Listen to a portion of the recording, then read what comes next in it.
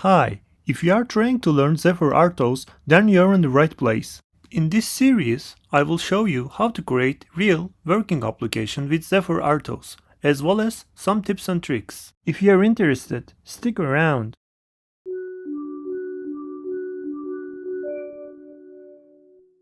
Since I promised to make a real application, I decided to remake the Pico DRO using Zephyr RTOS. The real application series is dedicated to learning Zephyr RTOS, drivers, device trees, modules, pin control, overlays, macros, and more. Most of the tips and tricks in this series may also be used for other boards. The RTOS requirement is out of scope for this content. I'll talk about the following subjects respectively.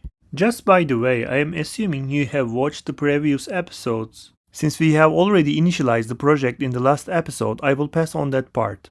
Let's clean up the project and check out the new tag. We will go over all the files that have been added or modified. Since .conf and .overlay files can be passed via the west command, we can switch between configurations. This makes feature-related configuration easier to maintain. Let's check the usb.conf file. To use the USB, we need to enable the USB device stack. When this option is set, USB is initialized inside the USB device driver, which is before the main function loads. And the target's default USB device descriptors are set here. Same as Pico SDK's defaults. And the target's default USB configuration descriptors are set here. Since the Raspberry Pi Pico is a bus-powered device, the option is set to no. Finally, we set the maximum power consumption of the Raspberry Pi Pico to 250 mA.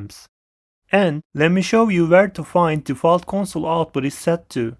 This is the Raspberry Pi Pico board device tree source file. Our goal is to modify the default console, which is now set to UART 0. By using device tree overlay files, we can overwrite node property values in the board's device tree source file. We have created a new node under the default USB device controller node, and we have added a node label to refer to the node here. This will set the console output to the USB CDC ACM UART device. This overrides node properties here. It's like adding a new node under here. Let's take a look at the main.c file. The only difference is that one additional log output was added. Let's compile it with the USB CDC console configuration. You can check the modifications that were made using device tree overlay files on the generated device tree source file. This time I'm going to use the VS Code serial monitor extension to get console output. Let's copy the binary file to the target storage and check the console output. Please ensure that the correct USB CDC serial port is selected. It's always good to see hello world, but not for more than 3 seconds. Let's take a look at the debug.conf file. When logging is enabled, the default log levels for any active subsystems, such as USB, are also configured. Unless we need to debug the USB, we only need the error logs. Let's compile with the USB CDC console and debug configurations. Let's copy the binary file to the target storage and check the console output. Alright, we can see the log messages, but not the first one. Since the VS Code serial monitor extension has an auto connect feature that reopens the serial port, I replugged the USB cable to check if I could see the first log message, but no luck. We can add a few milliseconds of delay at the top of the main function, but there is a better way. Let's clean up the project and check out the new tag. Let's check these two files. We are going to use DTR line control to stop the program before the serial port is opened in order to prevent message loss. In this application, USB CDC ACM will be used to transfer the position values to the host, but we don't have any control over the host side application. Because the system is meant to display current positions, any data present before the serial port was opened is irrelevant. That's why DTR line control is enabled only when logging is activated. If that is not the case with your application, you can remove the config log condition. This gets current console device.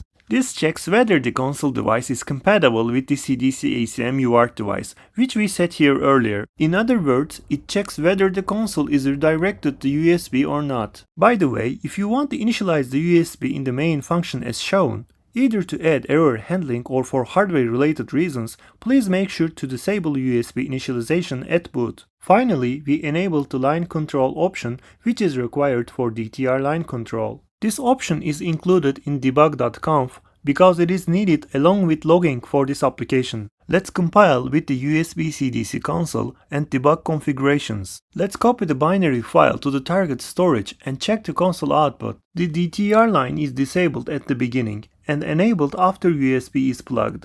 Finally, we have the first log message. There is one last thing that I want to show today. Switching between configurations by passing them to the west command is cool, but there is another way. How about setting those as defaults?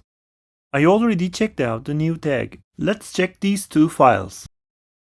First, we created a new CMake argument and set its default value to on. Depending on the CMake argument, .conf files are appended to the conf file variable, and .overlay files are appended to the DTC overlay file variable. And as a bonus, I added a line that sets debug configuration always on. Please uncomment if you need it. With this, we set USB CDC as the default console. We don't need to worry about remembering configurations. Whenever we need to use UART as a console, we can disable it with this command. Usually, you don't want to set debug configuration as the default for your products. That's why I leave debug.conf out of it. Let's compile and test it on the target. If you found this video informative or helpful, please click like. And if you want to see more, please subscribe to help me grow my channel. I will be doing some other videos on other subjects, but this doesn't mean I have abandoned this project. Let me know what you think in comments and let me see how much interest there is in these videos. Please check the video description for codes, links, etc. In the next episode, I will talk about GPIO control and modules, and maybe just a little bit more. Till then, see you on the next one. Thanks for watching.